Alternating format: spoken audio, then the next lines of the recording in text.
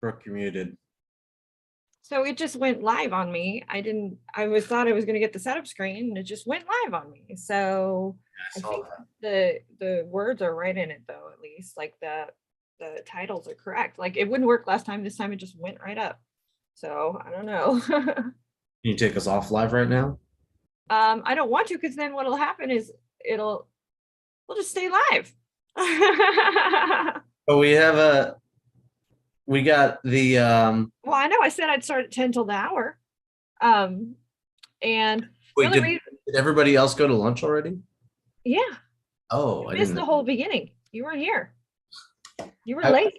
I was told to be here at 10:40 and I was. Maybe your clock is off. Hi guys, good to see you guys. Welcome, welcome, welcome. Nice to see some faces. I'm turning off two cameras, Angela's and DeMarco's. If you want to turn them back on, just send a message in the chat. You'll have to do that because I turned them off, but that just because they're still on and you guys aren't there. So hi everybody. So Anthony, if you could quickly introduce, that'd be amazing, yourself. And you guys didn't see me earlier, but my name is Anthony. I am the project director with Certified Life Coach Institute, and I'm here with Brooke, our CSO, and we're going to be doing our lunch and learn with our new or almost graduated level 2 students. So what we do with this live, you guys ask us your business, your marketing questions. We'll monitor the chat as well, and we'll try to get the answers to you. That being said, we do not know everything, so this is an open discussion. So if anybody else watching has a viewpoint or input they want to put forward, or they have their own experience, we'd love to hear it as well.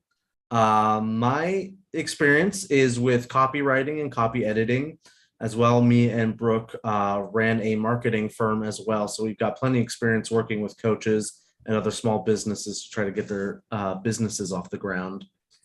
And also your project manager here, so that as well. And I am the chief strategy officer here. I'm also a bit of a marketing expert and business expert. So I can answer your questions in that space, also in a coaching space as well. But I think that probably Dan's been doing really well. It's my cat Danger.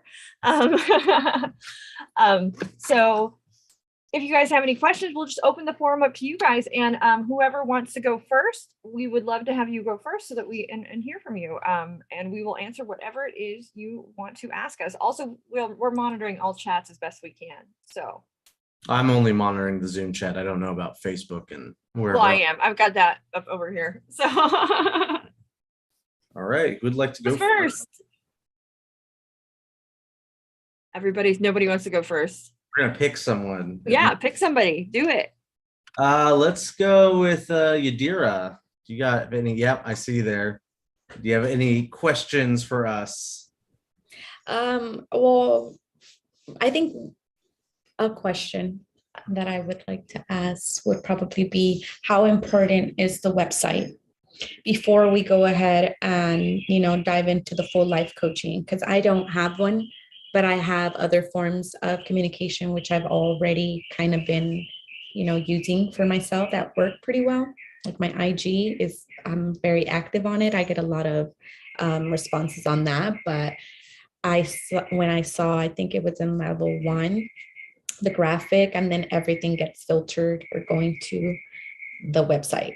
So I'm just like, oh my God, I don't have a website. So I just want to know basically how important that is for my whole marketing strategy and how I want to, approach my clients and come across. Yeah. So the website is important because it's a place to have everything in one place for whoever's going to be your client. They can see your about me, they can see your pricing. What else is important for a website? Testimonials, things like that. Also, it's a one-stop shop. That being said, you can do your marketing from Instagram and you can do your conversions. You, of course, there'll be, some other hoops to jump through. If that's where you've got your trust and that's where people are, you're getting your bites, and then don't, I wouldn't say no to that. My Danger. the thing is, you're just going to want to make sure you have a way for them to pay you and everything of that nature. We tend to say the website's a good thing because a lot of people verify through website, like the first step, and they do actually funnel down to that website. But the website can also be very simple. I would also say, don't let not having it stop you from coaching. Do not. So absolutely do not. Yeah. Yeah, I knew a coach who only did coaching through Thumbtack, and that was it. And they were one of the most successful relationship coaches in their area, and they only had their Thumbtack up, and that was it. And so if you find another channel that works for you that doesn't involve having a website, it's just less work for you in the long run, and you don't have to pay for web hosting and all the other stuff that goes with having a website. That coach did have a website too, though, but he did. Yeah, he did. However, though, you can be tremendously successful through social media. Again, if that's where your client is, that's what they're utilizing, then use it, because it really all comes down to who your client is, and if that is how they're going to hire you, then utilize that space and utilize it to your best ability. Absolutely. Yep. And then someone said Squarespaces make it easy to use to make something. I've used Squarespace before, and it's the simplest thing. It's really easy with their not templates, but they have like little blocks that you can use that you can edit for whatever you need. Let's see. All right. Who else has a question? Susan, it looks like. Mm-hmm. I do have a question. Hello, how are you guys? Hi. Hello. You mentioned the website, and everyone in the class is not necessarily that, well-versed in establishing a website. What advice can you give to someone who may want to do this, but not know where to begin in regards to setting up a website? Well, there are the amazing thing is we provide resources as well for you to with there's Sky High, which you can help build a website through. I would say even one step a different route too. Wix is probably has one of the simplest templating platforms with regard to building a website. And it exists in two spaces. So they have the one space where you can build it, and it's much more like anything you'll find on GoDaddy or Squarespace or a number of other web hosting places. WordPress, not the easier WordPress, not the more complicated WordPress. That it follows a very similar structure, but you can also switch to a secondary version in it called the editor version. And with the editor version, they that is also, I think, even easier, but the templated is also a very, very easy space for you to live in and work in. I find that, I'll just keep saying it, Wix is probably one of the simplest, at least for me, with that regard. And it also allows you to be much more versatile later on with regard to changes and things like that.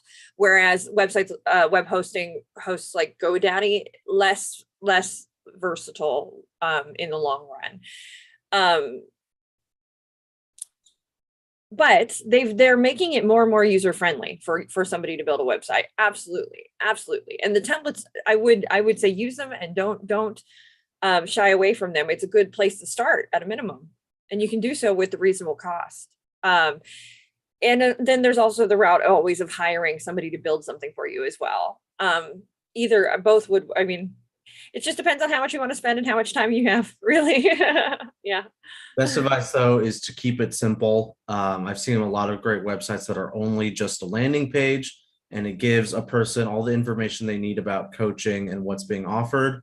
Once you start to add more pages and get more complicated, then it starts to become its own full-time job that may take away from what you want to do with coaching. I see your cat is wanting all attention, Brooke. Yes, I know. He's not taking no for an answer. Linda. Right. Linda, you put your head on. Yep. Hi, everyone. How are you doing? Good. How are you? I'm doing good. Thank you. I have a question concerning, I do have, I already have a website, but it's concerning my artistic field and business. So there's this whole, I don't know how to call it, like the landing page, you can see the author, the speaker, the stage, the performances, and everything that is musical. So the CDs and etc. etc. So is it possible to have, my intention was to create a platform, to modify this platform in order to have the coaching section and the artistic section, plus other things like humanitarian trips and movies and etc. So is it, my question is concerning the deontology and ethical stand. If the people who land on my page because they like my music and see the coaching section and are interested to be coached by the person from whom they like the music, is it ethically okay? Should I have a complete other page, or can I have this on the same space because it's the whole, the same human being who's taking from the experience of being on stage, of the missions, humanitarian missions, of the documentaries, who's using all of this in order to coach and to have contracts as a speaker. So is it ethically okay? So that's what we would call a warm market. So yes, it is. We would call that utilizing your resources. It's a warm market. You've got a group of people that already trust you and know you. What I would caution, where the caution, the words of warning or advice come in is when you're building out any kind of marketing or advertising, especially in the coaching space, what you're going to want to do is be sure that you're running everybody down the same path to a landing page that is about coaching and that is coaching centric. And they're landing on the coaching first. That's from your advertising side, right? So the reason is you want consistency in marketing. So if I was somebody who just knew you as a coach and didn't know you as a singer, and I saw, an ad and then, or what have you, I'm going to want to get to your page and find that coaching information. I'm not going to want to land on the musician information, if that makes sense. So Absolutely. That way, yeah, I feel that flow, and that garners more trust. So you just want to make sure that you can have all those tabs at the top, but you have your own separate landing page for the coaching. And when you're doing your marketing in that coaching space, that's where you're sending people. Does that make sense? Mm-hmm. Perfect. Yes, absolutely. Thank you. It's clearer. Lauren. Sorry. Hi. My question is, or with regards to, is there rules and regulations within ICF and otherwise just within the community that sort of creates parameters in which you can, well, I wouldn't say, I guess what I'm trying to ask is there policing on the content that you want to create? Or is that just a personal thing, like however you want to, your style comes through? Well, I mean, there's nobody policing anybody out there with regard to content. Outside of like the DMCA and making sure that whatever you're putting out there is original and your own. Because then, yes, with regards to the Digital Millennium Copyright Act, there is some policing going on there. That being said, you put just about anything out there on your website. I would, of course, you're going to want to check your ethics, make sure you're following, if you're within the ethics and everything that we have given you, you've signed to be a credentialed coach, and make sure that what you're offering is coaching, and if you're staying in those bounds, and speaking to what we do and what we do not treat, not making promises that we cannot, fulfill essentially, or we are not trained to fulfill or help within. So on an ethical standpoint, I would say you would want to follow that. There is a degree. So ICF what they will do is, and it's based on reporting pretty much. So if somebody is saying they are an ICF credentialed coach and they're not, and they're using their logo you could report that to ICF, and then ICF would ask them to take it down. ICF does have an ethics committee where you can submit things to them, and then they will hold ethics trials or things like that if somebody is in violation.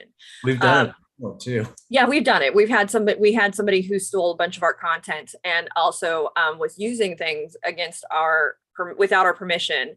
And so we actually submitted that to ICF, requesting that they require him to remove it. And also he was credentialed with them. So to show that it was a clear violation of his credentialing and the ethics he agreed to with, being a credentialed coach. But I mean, with regards, I mean, it's the internet. You can put just about anything out there, right? Yeah. Now, what you want to do though is definitely figure out who you are and make sure that the content you're creating is benefiting whomever it is you are coaching, because that's really who you're making it for, right? So you want to make sure it's serving them and serving a purpose for them in their lives. Yeah. Mm-hmm. Okay, so you can create content that's specific to the niche and Oh, that, like please. speaking directly to. You should. Like, okay. No, and it's not just you can, you should. I mean, that should be the basis, the heart of your content. It should be speaking to your niche, speaking to that one person, speaking to whatever it is they're hiring you for, and helping them and solving their problems. And not in the coaching session, but in marketing, we do assist them in solving problems. We will put out, lists, checklists, things that sort of make them more problem aware, things that will help them in their day-to-day lives, because that builds trust. And they go, hey, you know what, this list or this blog article really said a lot to me. It spoke to me. Now you've garnered some trust with that person and their client. Why? Because you spoke their language, you understood them, you were able to enrich their lives in some regard. So does that make sense? Thank you. Mm-hmm. Salor, is it Salor? It's Sailor. It's Sailor. Okay. I have more so the website thing came up in the chat or in this forum a couple of times, and I just want to share a mistake that I made, and that was the perception that a website was just going to bring people to me. Absolutely not. So you could make the time and space to create a website, but it doesn't necessarily mean that people are going to come to you. I personally use my website as an extension to my business card to describe what I do and my prices. So I just want to throw that out there. That's the funnel. So like, that's the big funnel that we always talk about. The website is, sort of, you can put it out there, and you can have the best product in the world. If nobody knows about it, it's not going to help. But that's where tools like building out your SEO comes into play. And then why certain, like you said, business card, it's a beautiful thing. I mean, probably one of the, when you meet somebody face to face, it's far more powerful than marketing to somebody on the internet. And yes, it should be utilized as a tool in many ways, and can be, but no, people won't. There are so many websites out there, right? So you got to couple your website with some other form of marketing. You absolutely do. Yes. It'd be like building the prettiest poster in the world or billboard, but you only keep it in your house. And yeah, like is that right? Because you make it doesn't mean people are able to actually see it. You have to do some SEO and some putting it out there for the world to get a hold of. Mm-hmm. Exactly. Jennifer, you got your hand up. Thank you. How important in terms of marketing, whether it's business card or website or whatever, is it to have like the word coaching in your group, your name? Like if you do, I have several different modalities. So I'm just trying to figure out how relevant and how important it would be to have the coaching piece in the name of my company or on whatever marketing I would do. That depends on what you're offering. We've had some students come through who were therapists and counselors, and that wasn't a really question for them because they were using coaching as a skill that supplemented what their already existing job was. And they already had clients coming through. They didn't really need to market that they were coaching. They just wanted to add more to what they were already offering. So it wasn't a big deal. If you are somebody who is offering coaching as your primary service, then my question would be, how would the client know that you offer coaching if you don't say that you're a coach in the title? That's my question to you, Jennifer. How would somebody know that you're a coach and that you offer coaching? Yeah, they probably wouldn't unless I told them that. So yeah, great point. Thank you. That being said, it doesn't, I wouldn't say that has to be in the business name. It could be like a tag to your business name. I'm trying to think of some businesses that we worked with, Brooke. I will say, in a perfect world, right? In an ideal world, if I have my way as an SEO expert, you would have a keyword in your URL, in the title of your business, in your description, in the title of your SEO, and there would be a common thread on your homepage that came through.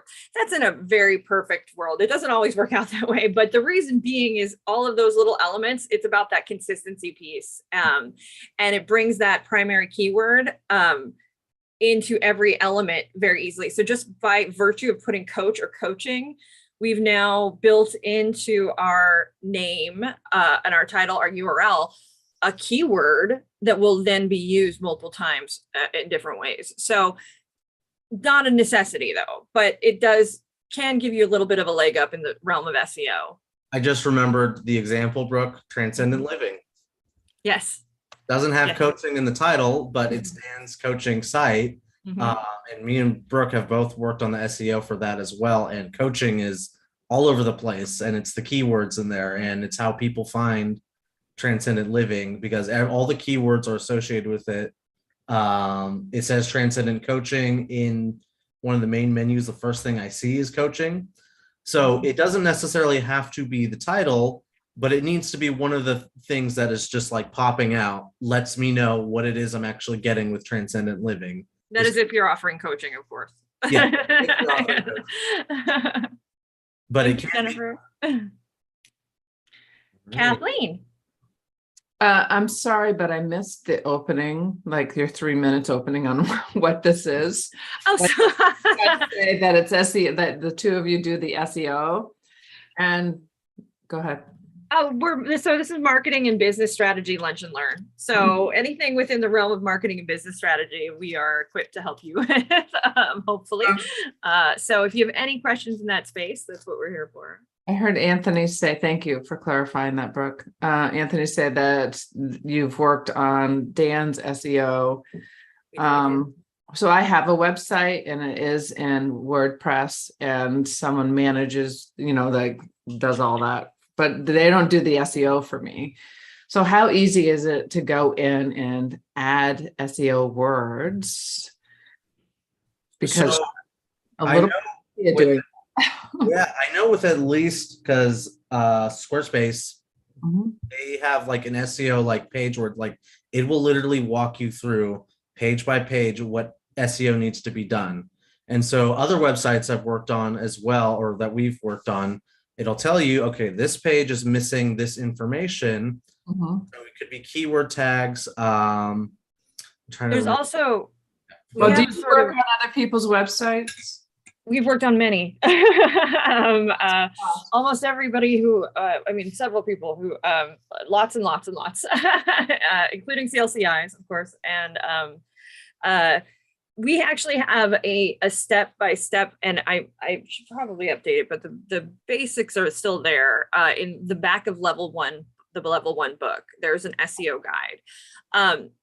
It's changed a bit. You can get into the deeper levels of it because they do have like metadata and things like that. But on the simplest version or way you can go about this is you just want to make sure every single page that you have has a title and a description, and that title and description includes a keyword, the name of your business, and if you're local, your location, but you can also put in virtual or what it is you're offering. There's another option. And then you just want to give a little description. Then you want to make sure there's a lot to it, but make sure that your pictures all have descriptions on them. You want to also make sure so Google wants your site to be able to be used by the hearing impaired, the vision impaired, And so that is why all of those descriptions are critical, because there are, I mean, vision impaired people who absolutely surf the web, it's just read to them. So having those descriptions are there is important. It raises you up. But then there's the deeper levels of SEO, which is where you start, if you want to start to bring yourself up the list when people search certain keywords. And you do that through writing blogs, through getting backlinks, through there's a host of other things. So it's a kind of there's a lot to it. At the same time, it's a simple science, if that makes sense. For some people. Yeah, I guess. But on that first layer though, Squarespace and Wix, I know have, they will They walk have some help for you. by page on what needs to be hit for the SEO, and you can just go from there. What Wix But and it's not in Square or So they have like an SEO wizard kind of thing, and in Squarespace they should. But you're not doing Square. You're WordPress. Yeah. So so WordPress can be there are plugins, I'm certain, but that can be a little more difficult. It's not as user friendly depending on which. it's plugins that I'm having, like I'm scared to go in and do anything in there that's like, I'm not a techie. I've gone in and I'm like, I've got the plugins. I have no idea. There's the words like, and someone else is hosting my website. So I'm not really doing a lot of that. Like I can go in and make changes, but again. Have you asked your designer if they do SEO at all? Yeah, they do. It's $6,000 a month. I'm not interested in. Yeah, it does. It's amazing because it can be, if you're on top of it, can be very expensive very quick. Yes. It could be, but I don't think it has to be. I don't think it has to be either. That's the other thing, is that's why the benefit of like Wix and things like that is they have set it up to make it easier so that you don't have to try. I mean, I remember my jaw dropped when I was thinking about outsourcing SEO for CLCI, and I was like, I'm not paying that. No way. That being said, we do employ blog writers. We employ so we're probably paying more ultimately, because it is a continuous process. You want to keep yourself updated. You want to keep it, but for the people I work with, it's pretty clear. Yeah. Short of also just changing who's hosting your website. If you want to keep WordPress and that's where you want to stay at, you can find freelancers as well, who will charge less than $6,000 a month for just basically looking at your SEO, seeing what needs to be adjusted, and they might not maintain it for you, but they'll put you where you need to be. What I would suggest though is just trying to take the time to learn the terms and the basics of what you need done. That way, whenever you're talking to somebody who can work for you, you know what questions to ask, you know what you want, and then they're better able to help you. What I'll do too is take a moment to do a little research and see if there's any quick, easy plugins that are user-friendly that maybe would be able to benefit you in that space in WordPress. WordPress can be very intimidating. It really can. And so I understand why you would have the apprehension to just dive right in. But with the right plugin, they can make it relatively easy. It looks like Yoast might be able to help you, and I do trust Yoast. And SEMrush too, which I also trust. So I'll send some links. I'll drop some in the chat before we head out for you. Right. Yes, absolutely.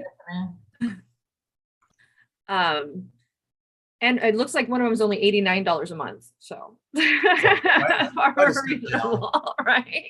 That's reasonable. Does anybody else have any questions in this space or while we're here? These are very straightforward questions, which is we're not used to that. We're used to much more complicated. We usually end up coaching somebody in this space at some point. Someone has trouble identifying their ideal client, and then we spend the rest of our time doing that. Yeah. Is there anybody here who doesn't know who their ideal client? Cecilia, do you have any questions? I do not at this time. I actually have a digital marketing company as well. So yeah, just love hearing things reinforced and perspective. And yeah, it doesn't have to be as difficult as people make it, but it is another thing to do as a business owner. So. Absolutely. Yeah. And one of the ways that I guess I'll just share in the space, we try to always simplify in this space for people is to just simplify whatever it is you're doing down to your ideal client. And once you know where they are, who they are, where to find them, how to talk to them, it simplifies things a bit. You don't have to do it all. You just focus your time and attention onto where that ideal client is and how to get into their periphery, essentially, and how to help them and speak to them. And that really does narrow that focus, I think, and help folks. And an amazing thing is more and more technology. I mean, I think about building a website 10 years ago. It was a whole different world than it is now. Everything is you had to know moving. HTML. Yeah, exactly. Everything's moved towards a very user-friendly space. And so utilize that to your advantage for sure. And also, even if you go in and play and build a website for fun, right, in a templated space, you're garnering a tremendous amount of knowledge in doing that. So it's just worth the experiment, I would say, because then you can share that if you end up getting a designer with whomever it is, that you have some knowledge there. And again, the level one, the whole back of that book is really there to help you guys with marketing. So utilize the back of that book. There's a lot of wonderful information in it as well. And then we have some lives and things that benefit in that space too. Even if you go way back into the archives, we've done lives on like how to build things in Google Slides and Canva and things like that, so that they're free. Three ways to graphic design, essentially. Yeah. Jennifer asked in the comments, what is one piece of advice you feel is the most important to offer us regarding marketing? I think Brooke kind of just hit that too. It's that ideal client, and then just scoping in on that person like a laser, and building your marketing around that person, because that's ultimately who's going to open their wallet and give you money. Marketing to the general audience or trying to cast a wide net is what a lot of people think to do. And I don't say a lot of things are wrong, but that is probably wrong to do, because it's like, I think, Brooke, you say it's like a buffet. Like, would you rather go to a buffet with just kind of everything, or do you want to go to a 5-star restaurant that caters to exactly what you want? Or have a personal chef come in and cook you your favorite meal. Mm-hmm.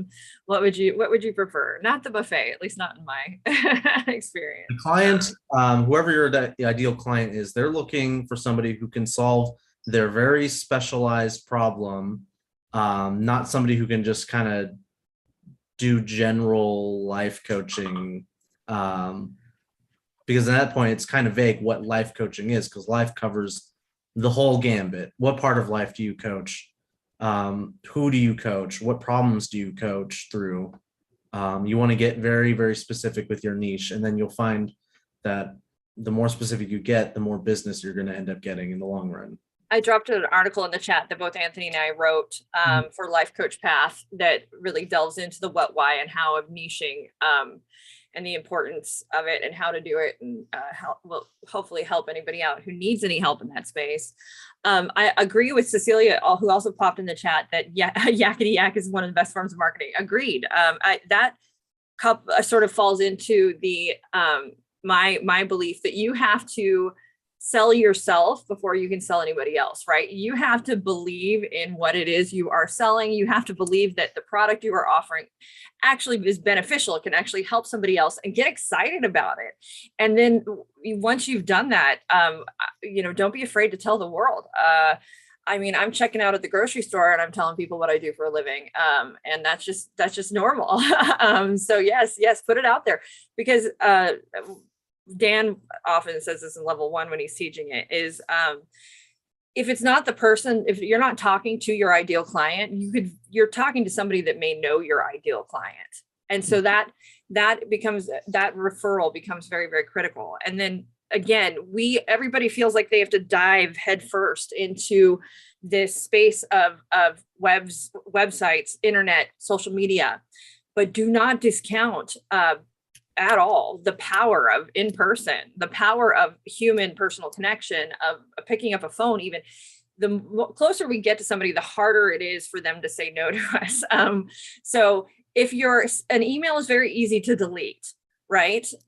It's easy to scroll past a social media post, but a human being that's actually standing right in front of you is much harder to delete. I Right? wish I could just swipe left on some people I know in real life.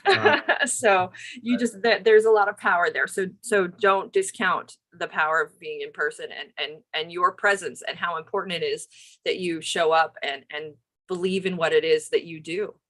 Quick anecdote as well. I was coaching a client of mine a while ago, and she was worked at a nail salon, and we were talking, she was having a hard time finding her ideal client and where to find them, where to market to them. And we're going through it, and she's wanting to go, internet route, social media, whatever. As she's describing, and I asked her to describe her ideal client to me, and she's literally telling me that it's the women that she sees in the nail salon who talk about their problems to her.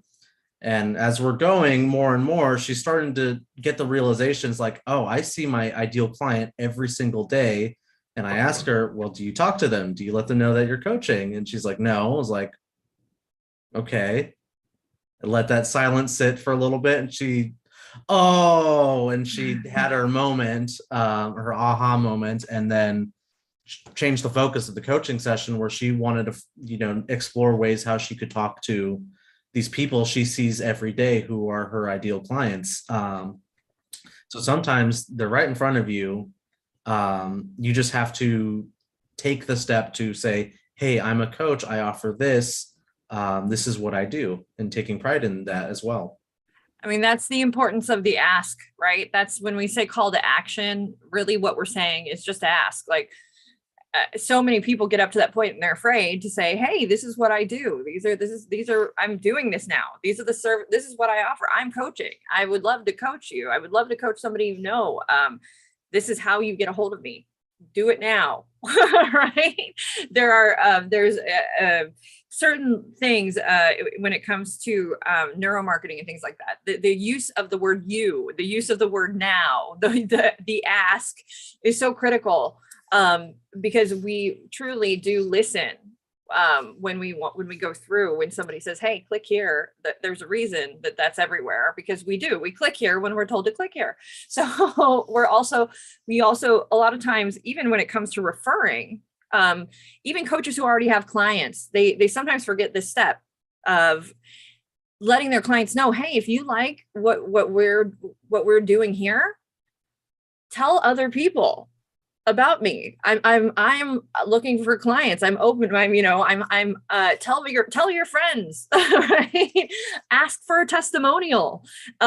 These kind of things become very critical and helpful, but a lot of times are easily forgotten or looked over. And it is as simple as the ask in many cases. So what you'll find is people want to help one another, surprisingly. Not at all, I don't think. And so they just sometimes don't know how to help, or that you need it, or that you are wanted. And so when you ask, it's amazing what doors will open. Quick note on the testimonials as well. The ICF allows about 30 hours of free coaching as well. If you want to get become accredited, don't let those hours be free. You get a testimonial out of every coaching client you get that's for free. So you have something to show for it, and it's that extra layer of trust as well. People want to know that you have worked with other people and that you've gotten results for other people, and so getting that testimonial is very important. It's what I think every client we've ever worked with, Brooke, we've tried to get testimonials in there on their websites. Absolutely.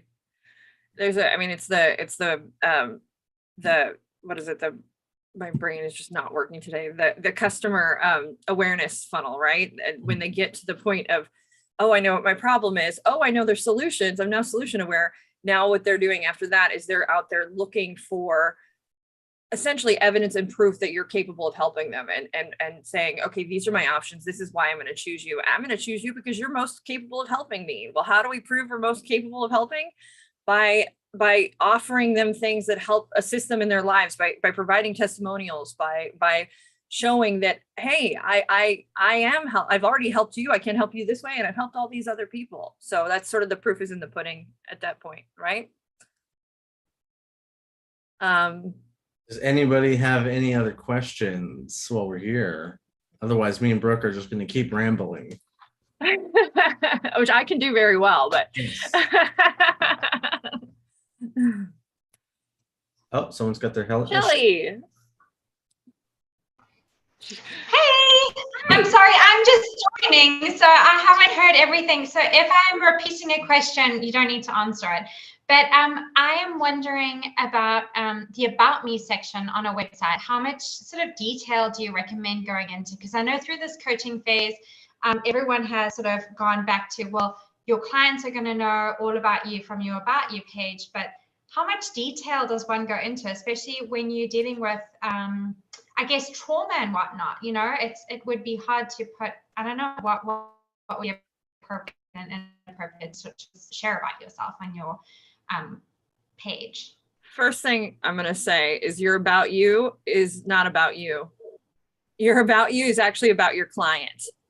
So what you're doing in your About You is including information that shows or demonstrates how and why you can best help your client.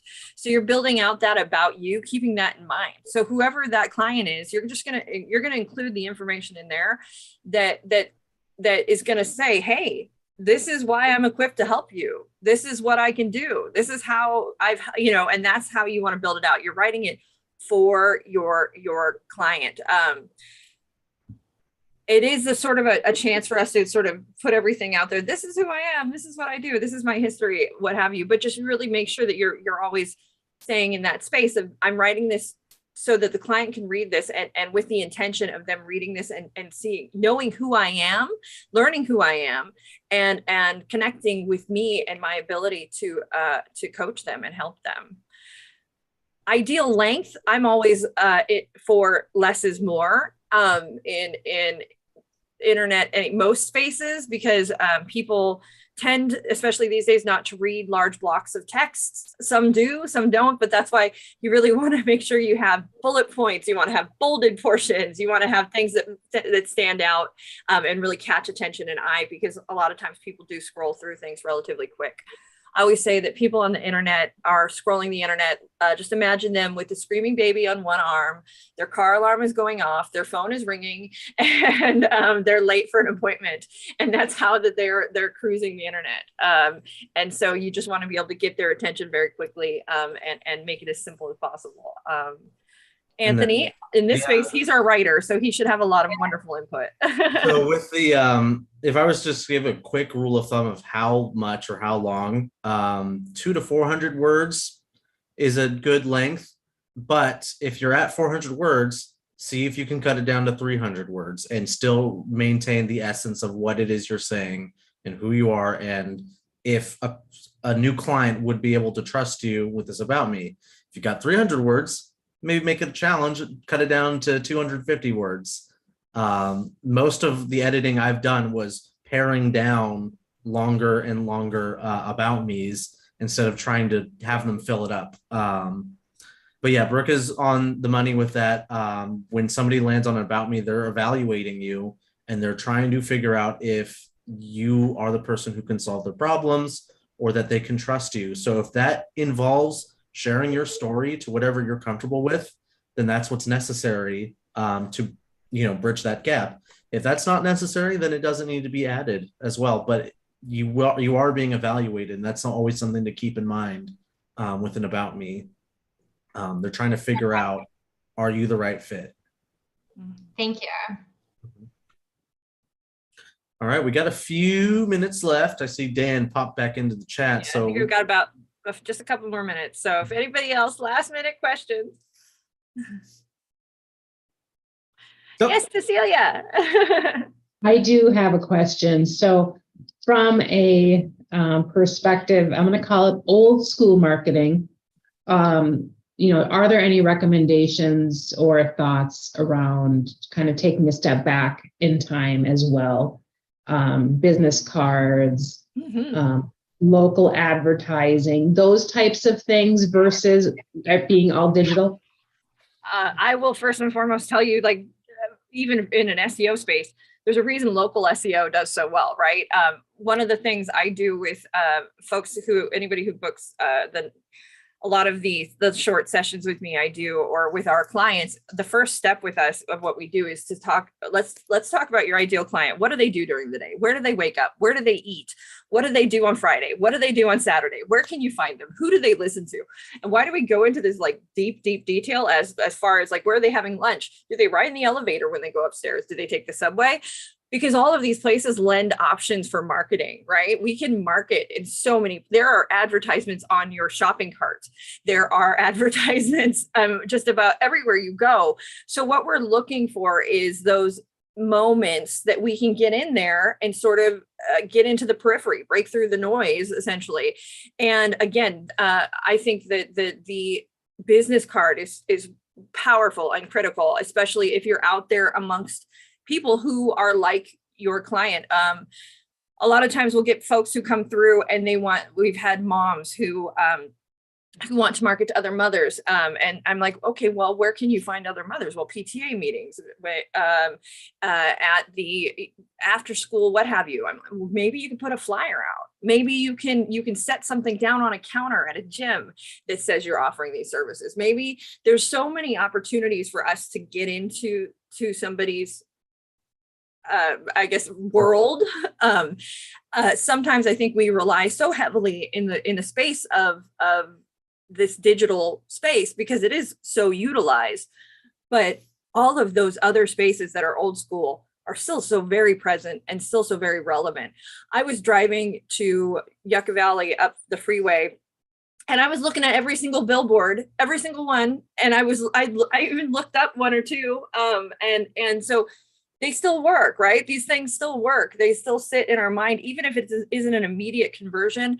You're becoming somebody they recognize or have seen or know. I mean, if you see somebody's face on a billboard, you see somebody's face in a magazine, then you see somebody's face on social media, you start to go, okay, wait, this person's out there. I trust them a little more because of that. And they're going to be somebody that you pluck from your subconscious. So I think it's very critical. I think also doing things where don't discount going to business meetups, to if that's where your clients are, to any kind of meetup if that was where your clients are. Networking is amazing, and it's so much more trustworthy when you're with somebody in the flesh. And if you're at a business meetup, have that business card with you with a QR code, but have that business card with you. I was going to say, Brooke, for those of you who don't know, me and Brooke live in the same city, and I always look through those magazines of our city, that's have what's going on or what services are being offered. I always just flip through them. I don't know why. I'm not really looking for anything specific, but I always just look at them just in case I see something that catches my eye that interests me. And so that's one way you get in. There's a lot of different avenues for old school marketing, and that can bridge into the new school marketing or digital marketing. I will say also, don't discount listing yourself everywhere you can possible to. Listing yourself it takes a minute or two, but it doesn't take that long. But getting yourself listed on Yelp, getting yourself listed on Google My Business, on any Foursquare, on we've got Numi, we have anywhere and everywhere you can is not a bad thing. We actually give you a whole list of these in your level 1 thank you for attending email. Why? Because then you're getting yourself out there. Even they have an app called Nextdoor where you can local reach out and local say, hey, this is my business, and pop it in there. There's tremendous, many of us coaches, especially now, live in this digital space, but there's tremendous power in local marketing and local SEO. It makes you a big fish in a small pond. So yes, do not discount the old school ways in any way, shape, or form. What I've yet to see, though, is a life coaching billboard. I want to get my face plastered on a billboard. for life coaching with me.